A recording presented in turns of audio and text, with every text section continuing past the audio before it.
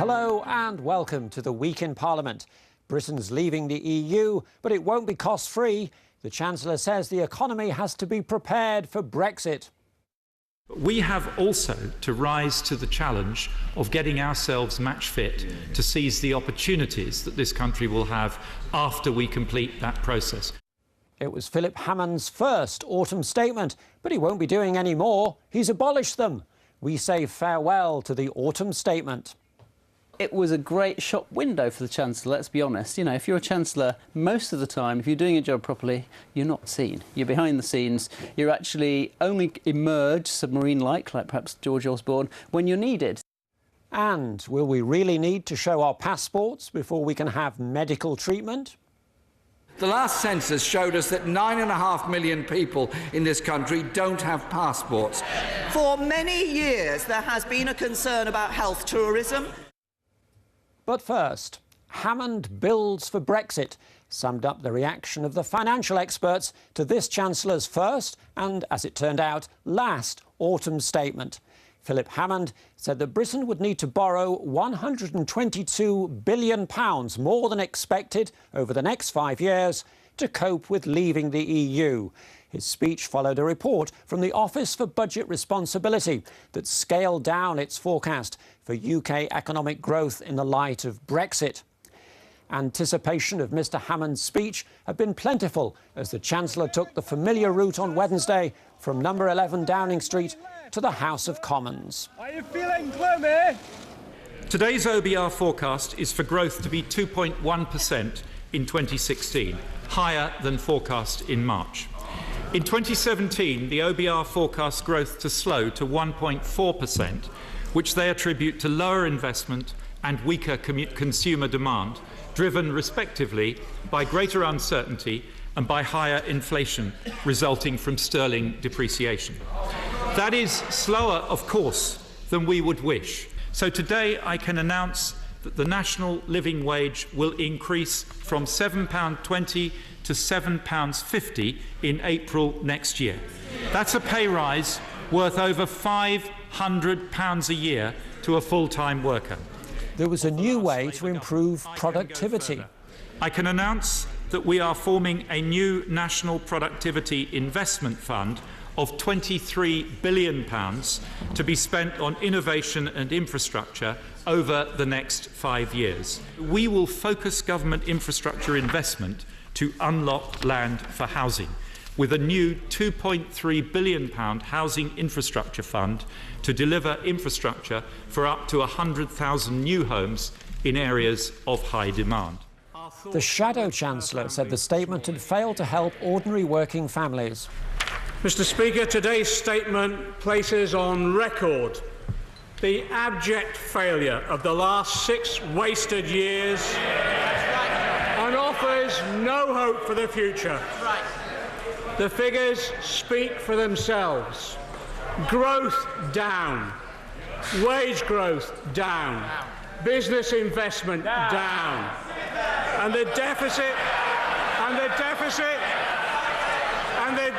their own deficit target failed. And more reaction followed. The OBR tells us on page 19, Mr. Speaker, that £58 billion of the worsening in the public finances is due to the Brexit decision.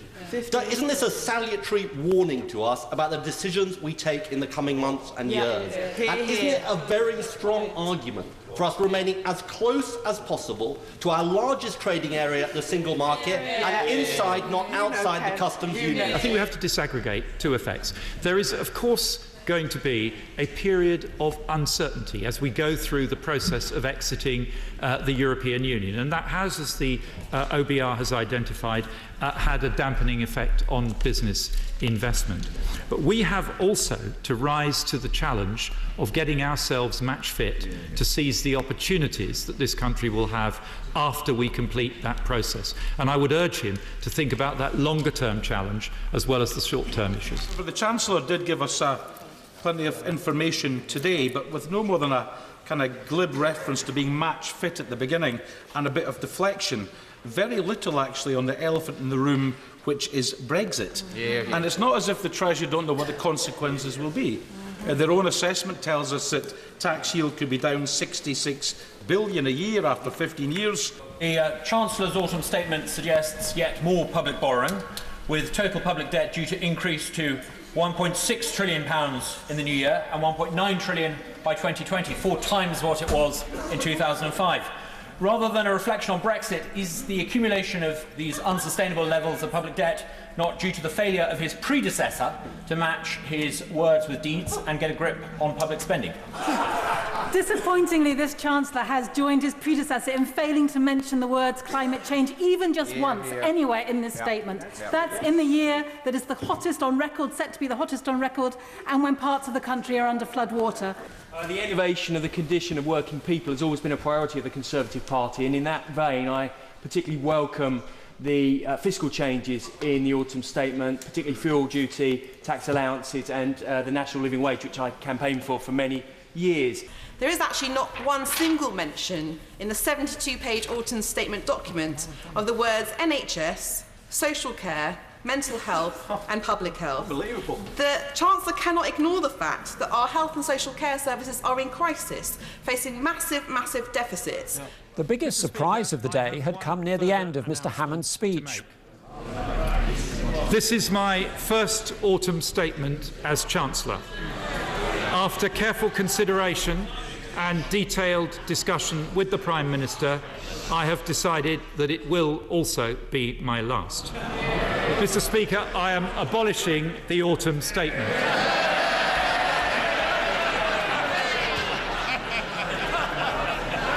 No other major economy makes hundreds of tax changes twice a year, and neither should we. So the spring budget in a few months will be the final spring budget. Starting in autumn 2017, Britain will have an autumn budget announcing tax changes well in advance of the start of the tax year. From 2018, there will be a spring statement responding to the forecast.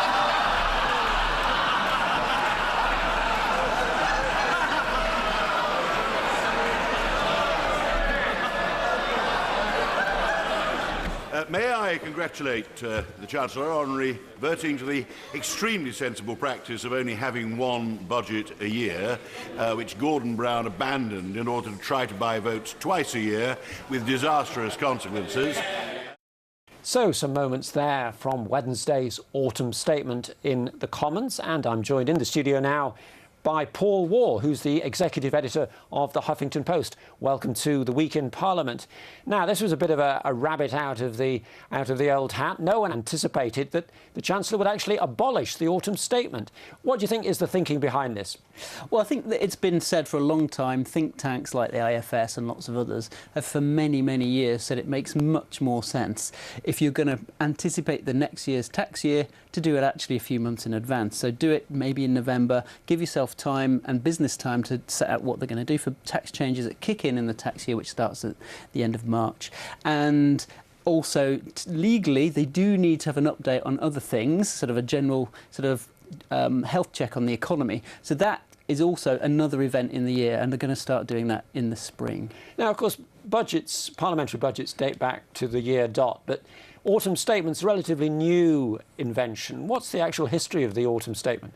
Well, Ken Clarke had the smart idea of actually making sure that this was all going to happen in the autumn. He thought, actually, yeah, there is a logic to this. Let's make sure that we get a run into the tax year. But he had something called a summer statement, which was the sort of statutory stuff you need to do to update Parliament.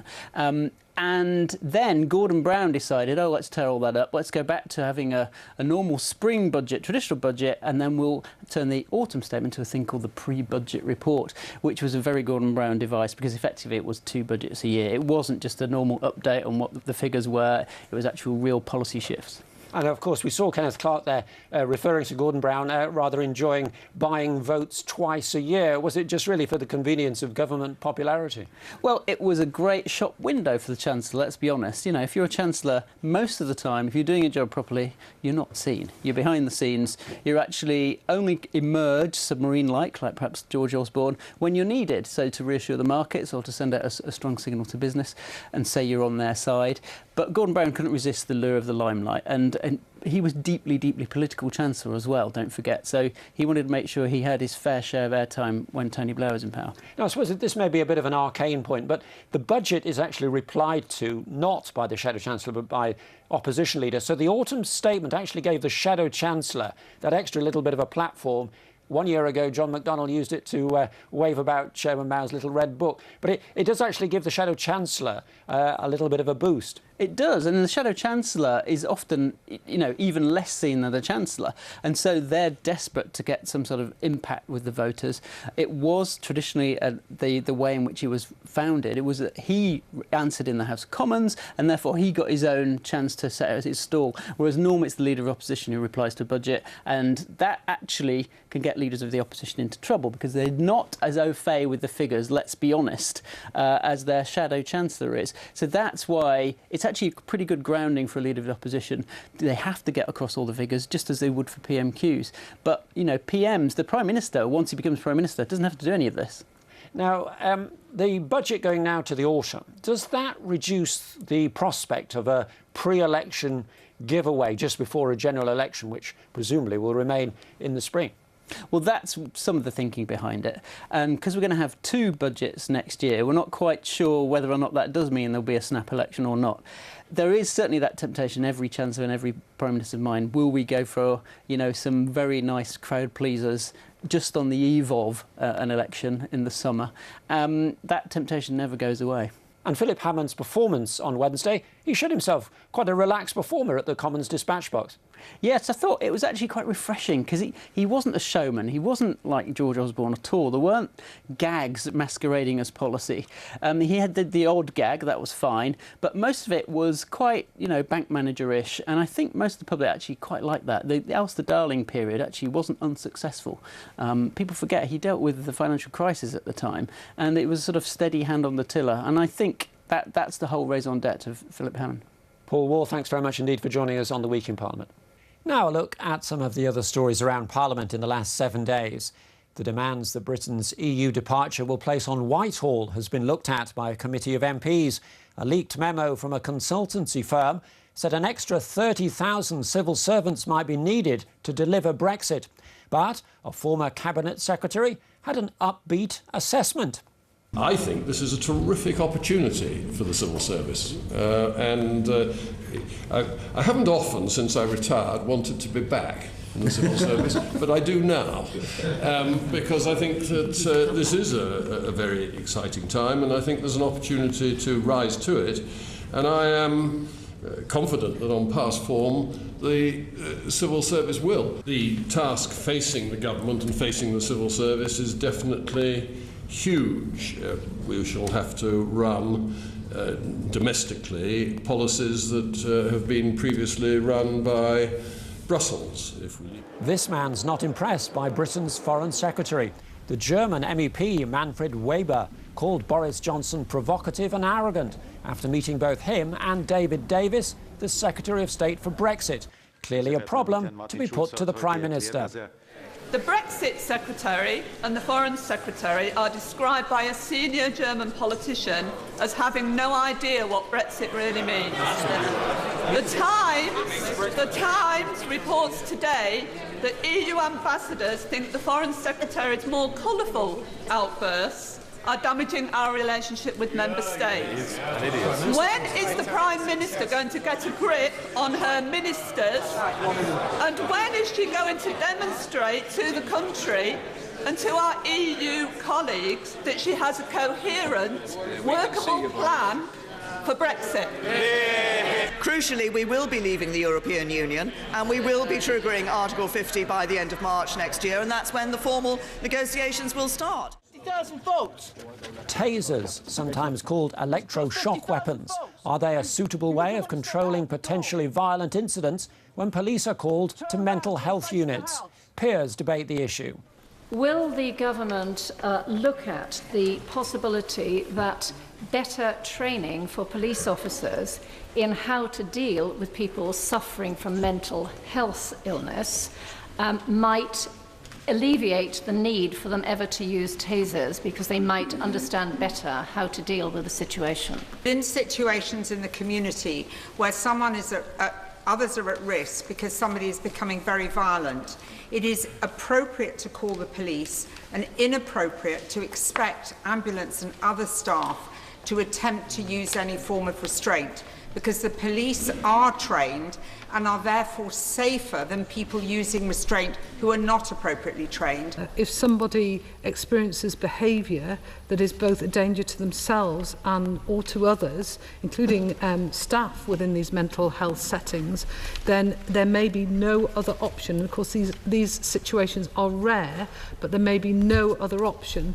than for police restraint to be used. Soldiering on despite mounting setbacks, Professor Alexis Jay's troubled independent inquiry into historic allegations of child sex abuse keeps going despite senior barristers leaving. Labour says there's a crisis of credibility.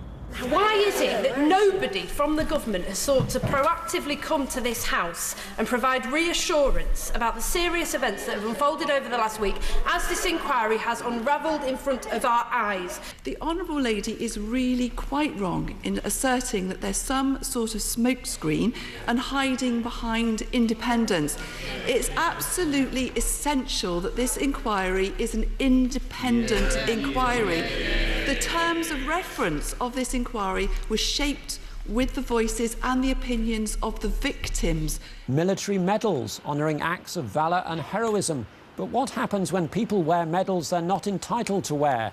The government supports a backbenchers bill to outlaw the practice. Well, I think what we're really concerned about here are people who go strutting around wearing decorations which they were not awarded. The so-called Walter Mitties parading themselves at Remembrance Service parades and elsewhere, sporting medals they have not earned, is not only insulting, but it undermines those veterans who have legitimately earned them. We support this bill, Madam Deputy Speaker, because we firmly believe that anyone impersonating a veteran by wearing medals that they have not earned should face legal sanctions. Someone may have a mental health issue, but they might not be suitable for a court hospital order.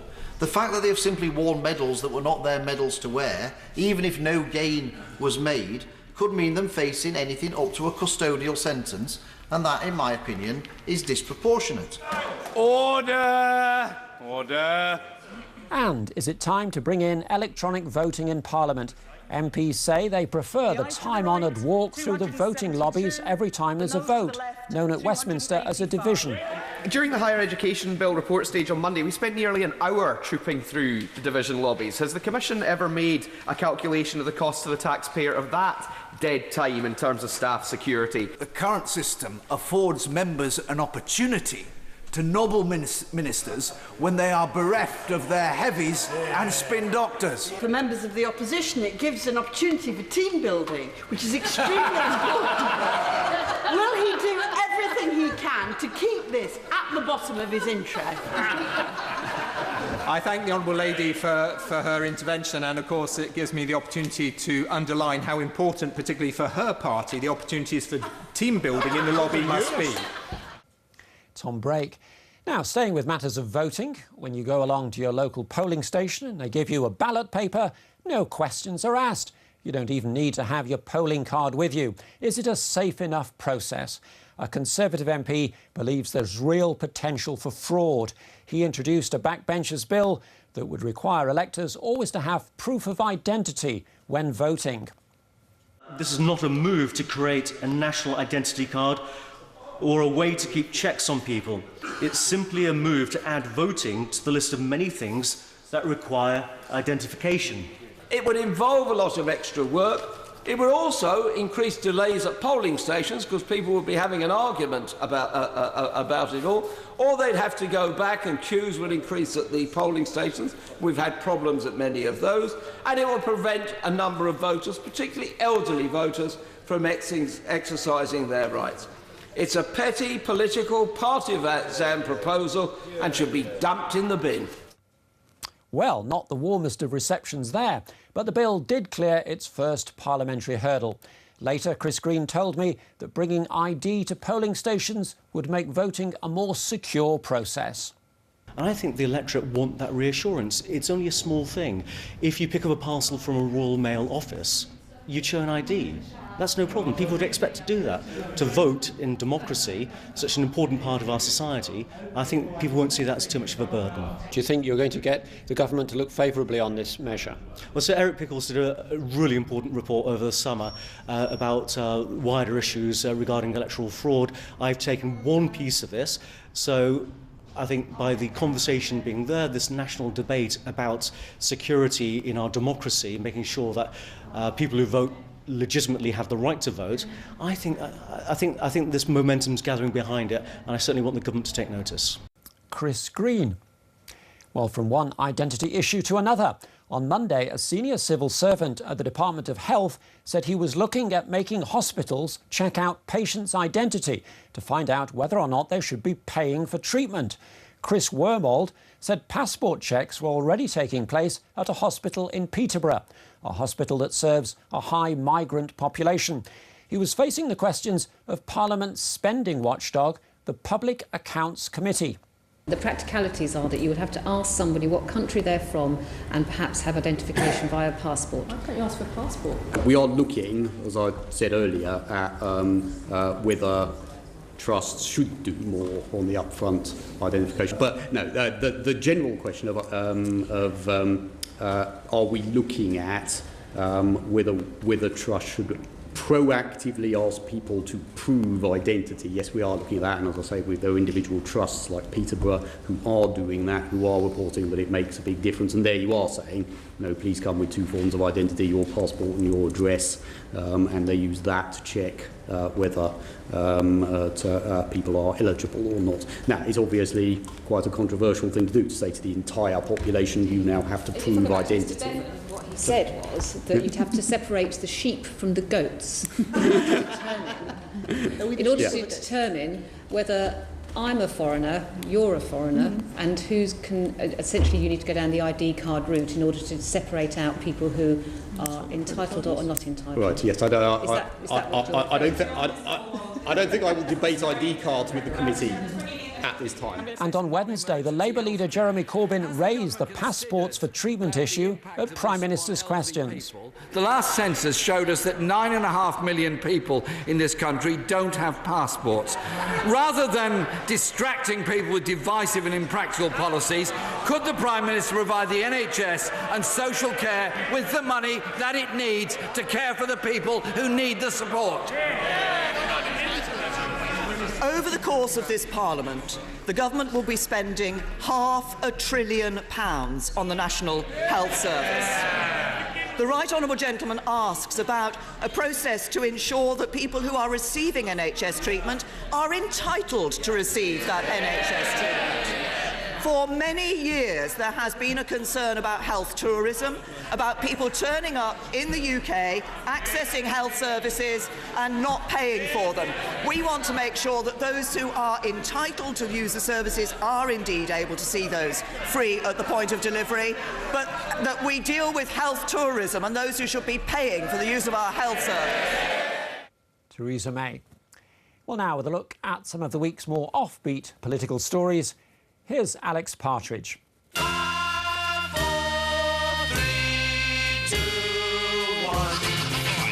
Government Chief Whip Gavin Williamson revealed his secret weapon to keep Tory MPs in line. It's not the traditional little black book full of their darkest secrets. It's a big black spider he keeps in his office, named Cronus. Donald Trump's suggestion that Nigel Farage be the UK's ambassador to the US raised eyebrows, especially in Brussels, where the UKIP leader is famously undiplomatic.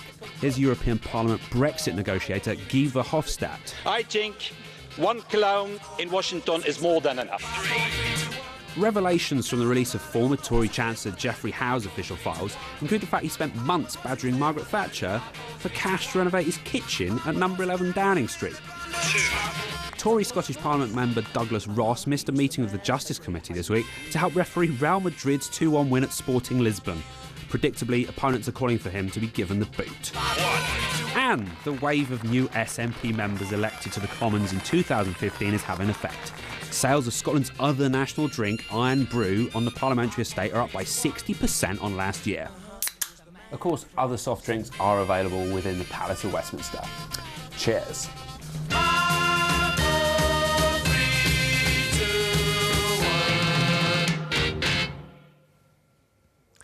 Alex Partridge enjoying some liquid refreshment. It's been a long week. A busy few days coming up in the Commons and the Lords, with more argument expected over prison safety and over the contents of the Digital Economy Bill that deals with the sharing of personal data. Alicia McCarthy will be here for the next week in Parliament. But for now, from me, Keith McDougall, goodbye.